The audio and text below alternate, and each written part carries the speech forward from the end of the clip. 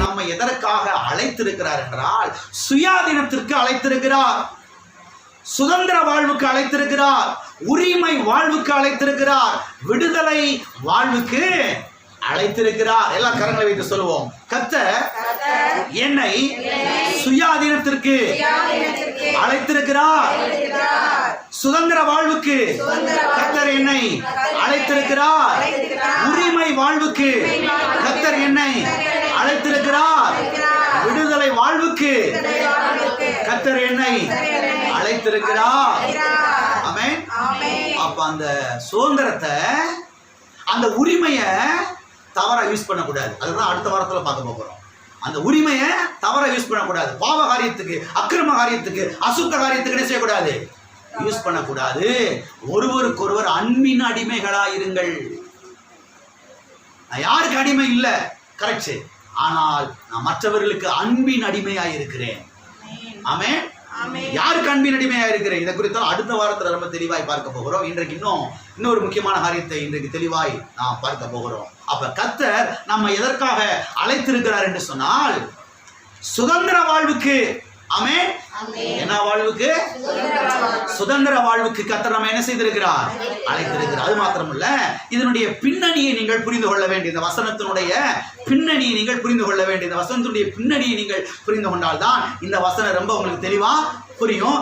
என்ன சொல்ல வர்றாரு, எதை சபைக்கு போதிக்கிறாரு, திருச்சபைக்கு எதை குறித்து இங்க அவர் போதித்துக் கொண்டிருக்கிறார் என்பது நமக்கு என்ன செய்யும்? தெளிவாக விளங்கும்.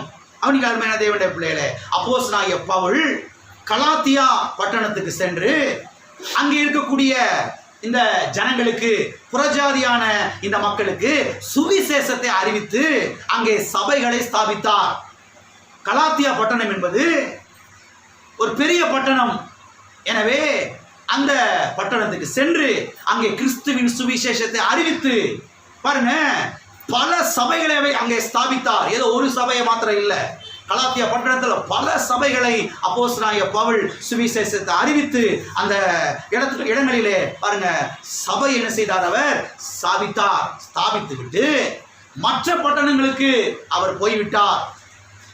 சுவிசேஷத்தை இங்கே அறிவித்து சபையை ஸ்தாபித்து அங்க ஊழியக்காரர்களை, பாஸ்டர்களை நியமித்து விட்டு மற்ற பட்டணங்களுக்கு, மற்ற ஊர்களுக்கு சென்று அங்கே போய் சுவிசேஷத்தை செய்து விட்டார், அறிவிக்க சென்று விட்டார். அது மாத்திரமல்ல, சில நாட்களுக்கு பிறகு, சில மாதங்களுக்கு பிறகு சில பொல்லாத ஊழியக்காரர்கள் கலாத்தியா சபைகளுக்கு வந்து தவறான உபதேசத்தை அங்கே போதிக்க ஆரம்பித்தார்கள்.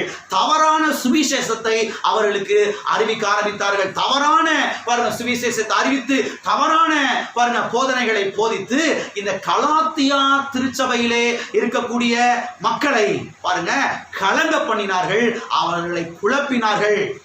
கவனிக்கிறீங்களா? கவனிக்கிறீங்களா? எவைகளை சொல்லி இந்த பொல்லாத ஊழியக்காரர்கள் இந்த கலாத்தியா திருச்சபையில் இருக்கக்கூடிய விசுவாசிகளை அவர்கள் குழப்பினார்கள் என்று சொன்னால், நீங்கள் ரட்சிக்கப்பட வேண்டும் என்றால் இயேசு கிறிஸ்துவை ஆண்டவராக ஏற்றுக்கொண்டால் மாத்திரம் போதாது, அவருடைய சிலுவை பாடுகளை விசுவாசித்தால் மாத்திரம் போதாது, நீங்கள் விருத்த சேதனம் பண்ணப்பட வேண்டும். நல்லா கவனிச்சு வாங்க, நீ கவனிச்சாது விளங்கும். நீங்கள் விருத்த சேதனம் பண்ணப்பட வேண்டும், நியாய பிரமாணம் முழுவதையும் நீங்கள் கை கொள்ள வேண்டும் என்று இந்த கலாத்தியா பட்டணத்தில் இருக்கக்கூடிய கிறிஸ்தவ விசுவாசிகளை கலங்க பண்ணினார்கள், அவர்களை குழப்பினார்கள், அவர்களை வேதனைப்படுத்தினார்கள். விருத்தம் சேதனம் பண்ணப்பட வேண்டும், நியாய பிரமாணம் முழுவதையும் கை கொள்ள வேண்டும் என்று போதித்தார்கள். சரி, விருத்த சேதனம் என்றால் என்ன? விருத்த சேதனம் என்று சொன்னால் ஆண்களுடைய அந்த சிறுநீரகத்தினுடைய நுனித்தோலை துண்டித்தல், கட் பண்ணுதல் என்று அர்த்தம். எனவே இந்த பொல்லாத ஊழியக்காரர்கள் என்ன போதித்தார்கள் என்று சொன்னால், இந்த கலாத்தியா பட்டணத்துக்கு வந்து ரட்சிக்கப்பட்ட ஜனங்களை சந்தித்து அவர்கள் சந்தித்து என்ன போதித்தார்கள் என்று சொன்னால், விருத்த சேதனம் பண்ணினால்தான் நீ ரட்சிக்கப்பட முடியும், விருத்த சேதனம் பண்ணினால்தான் நீ கர்த்தருடைய ஆசீர்வாதங்களை சுதந்திரித்துக் கொள்ள முடியும், விருத்த சேதனம் பண்ணினால்தான் ஆபிரகாமுடைய ஆசீர்வாதங்கள் எல்லாம் உன்னுடைய பங்காய் மாறும், சுதந்திரமாய் மாறும், விருத்த சேதனம் பண்ணினால்தான் நீ உடன்படிக்கைக்கு சொந்தக்காரனாய் ஆக முடியும், உடன்படிக்கைக்கு பங்காளியாய் ஆக முடியும், நியாயப்பிரமாணத்தை கை கொண்டால்தான் நீ நீதிமானாகவே ஆக முடியும் என்று இவர்களுக்கு போதித்து இவர்களை கலங்க பண்ணினார்கள், இவர்களை சிதறடித்தார்கள். இவர்கள் வந்து இப்படிலாம் போதிச்ச உடனேயே சபைக்கு வந்தவன் எல்லாம் அப்படி பேக் அடிக்க ஆரம்பிக்கிறான். இதெல்லாம் நம்ம எப்படி பண்றது, இதெல்லாம் நம்ம எப்படி செய்யறது, இது பெரிய பாரமான காரியமா இருக்குது, இது பெரிய நுகத்தை போல இருக்குது, இதெல்லாம் வந்து நம்மளால செய்ய முடியாத காரியமா இருக்குது, இதெல்லாம் இப்படி நம்ம செய்ய முடியும் அப்படின்னு ஆசையா வாஞ்சையோடு இந்த இயேசுவை பின்பற்றி சபைக்கு வந்தவங்கெல்லாம் பேக் அடிக்க ஆரம்பிக்கிறாங்க. சபைக்கு வராம அப்படி நிற்க ஆரம்பிக்கிறாங்க. நம்ம வீட்டில் இயேசுவை கும்பிட்டுக்கிறோம், இன்னைக்கு இப்படி இருக்காங்களா, கவனிச்சுட்டு வாங்க, ரொம்ப முக்கியமான காரியம். அப்படி பேக் அடிக்க ஆரம்பிக்கிறாங்க. எல்லாம் கவனிங்க. இதை அப்போஸ்தலனாகிய பவுல் கேள்விப்படுகிறார். இந்த விஷயம் அப்போஸ்தலனாகிய பவுலுக்கு செல்கிறது. கேள்விப்பட்ட உடனேயே அவர் என்ன பண்ணுகிறார், இந்த கலாத்திய சபை மக்களுக்கு ஒரு நிருபத்தை எழுதுகிறார். அந்த நிருபம் தான் கலாத்தியருக்கு எழுதின நிருபம். இந்த வசனத்தை எங்க வாசித்தோம்? கலாத்தியருக்கு எழுதின நிருபத்திலே வாசித்தோம். சரி, இந்த நிருபத்திலே அவர் என்ன சொல்லுகிறார்? 1 அதிகாரத்திலிருந்து அப்படியே 1 வசனத்திலிருந்து நீங்க வாசித்துக்கிட்டே வந்தாதான் இது உங்களுக்கு ரொம்ப தெளிவாய் விளங்கும். சரி, இந்த நிருபத்திலே அப்போஸ்தலனாகிய பவுல் அவர் என்ன எழுதுகிறார் என்று சொன்னால், வேறொரு சுவிசேஷம் இல்லையே, வேறொரு சுவிசேஷம் இல்லையே, ஒரே ஒரு சுவிசேஷம் தான் இருக்கிறது. அந்த சுவிசேஷம் இயேசு கிறிஸ்துவை குறித்த நற்செய்தி தான் என்று அவர் எழுதுகிறார். அது மாத்திரமல்ல, மேலும் அவர் என்ன எழுதுகிறார் என்று சொன்னால், வேறொரு சுவிசேஷத்தை பிரசங்கிக்கிறவன் சபிக்கப்பட்டவன். என்ன சொல்றாரு? வேறொரு சுவிசேஷத்தை பிரசங்கிக்கிறவன் அவன் சபிக்கப்பட்டவன், அவனுக்கு ஆக்கினை காத்திருக்கிறது, அவன் தரிப்புண்டு போவானாக என்று ரொம்ப ஆக்ரோஷமா ரொம்ப கோபத்தோடு திட்டுகிறார், எழுதுகிறார். இந்த கலாத்தியா திருச்சபை மக்களை சந்தித்து வந்து இவர்களை குழப்பினார்களே, இவர்களை கலங்கடித்தார்களே, தவறான காரியத்தை போதித்தார்களே, அவர்களுக்கு சொல்லுகிறார், அவன் சபிக்கப்பட்டவனாக இருக்க கடவன், அவன் சபிக்கப்பட்டு போகட்டும், அவனுக்கு ஆக்கினை காத்திருக்கிறது, அவனுக்கு தண்டனை காத்திருக்கிறது, அவன் தரிப்புண்டு போவானாக. ஏன்னா வேறொரு சுவிசேஷம் இல்லையே. எது சுவிசேஷம்? இயேசு கிறிஸ்துவை குறித்த காரியங்கள் தான், அவருடைய கல்வாரி பாடுகள் தான் சுவிசேஷம் என்று சொல்லுகிறார். அருமையானவர்களே கவனியுங்கள். இதையெல்லாம் சொல்லிட்டு தான் அப்போஸ்தலனாகிய பவுல் கலாத்தியர் 5 அதிகாரம் 13 வசனத்தில் சொல்றாரு, நீங்கள் சுயாதீனத்திற்கு அழைக்கப்பட்டிருக்கிறீர்கள், நீங்கள் சுதந்திரத்திற்கு அழைக்கப்பட்டிருக்கிறீர்கள், நீங்கள் உரிமை வாழ்வுக்கு அழைக்கப்பட்டிருக்கிறீர்கள் என்று அவர் சொல்லுகிறார். எதற்கு அழைக்கப்பட்டிருக்கிறீர்கள்? சுயாதீனத்திற்கு அழைக்கப்பட்டிருக்கிறீர்கள் என்று சொல்லுகிறார். இப்ப எல்லாரும் ஆழமாய் கவனிங்கள். எல்லாம் கவனிக்கிறீங்களா? சுயாதீனத்திற்கு அழைக்கப்பட்டிருக்கிறீர்கள் என்று சொன்னால் அப்ப எதற்கு நாம் அழைக்கப்படல? பதில் சொல்லுங்க. சுயாதீனத்திற்கு, உரிமை வாழ்வுக்கு, சுதந்திர வாழ்வுக்கு நாம் அழைக்கப்பட்டிருக்கிறோம் என்று சொன்னால் அப்ப எப்படிப்பட்ட வாழ்வுக்கு நாம் அழைக்கப்படல? கரெக்ட்.